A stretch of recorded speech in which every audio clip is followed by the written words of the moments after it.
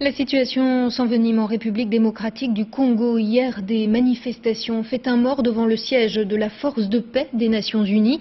Et ce alors qu'une nouvelle offensive de la rébellion a jeté sur les routes des milliers de réfugiés. Régis Nussbaum. C'est avec des hélicoptères de combat que l'ONU a attaqué aujourd'hui les rebelles du général Nkunda autour de la ville de Kibumba, à une trentaine de kilomètres au nord de Goma. Il faut dire que les Nations Unies étaient devenues la cible principale des réfugiés congolais qui leur reprochent leur inaction. Hier, à Goma, une foule de manifestants s'en est pris au siège de la MONUC, la mission de l'ONU en République démocratique du Congo, poussant les casques bleus indiens à faire des tirs de sommation.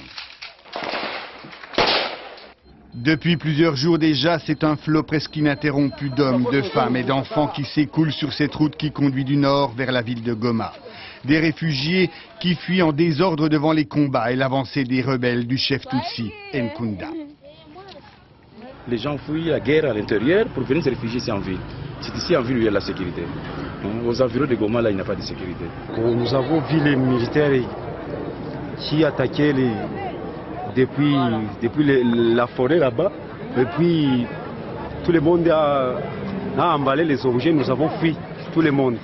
Dimanche, les hommes du général Laurent Nkunda ont pris le contrôle d'une base de l'armée congolaise. Aujourd'hui, ils seraient sur le point de s'emparer de la ville de Rutshuru où sont bloqués de nombreux réfugiés et des travailleurs humanitaires. L'armée congolaise, elle, ne semble plus vraiment en état de combattre dans cette région du Nord Kivu en proie aux tensions ethniques et à une guerre civile qui a déjà entraîné l'exode de plus de 100 000 personnes depuis le début de l'année.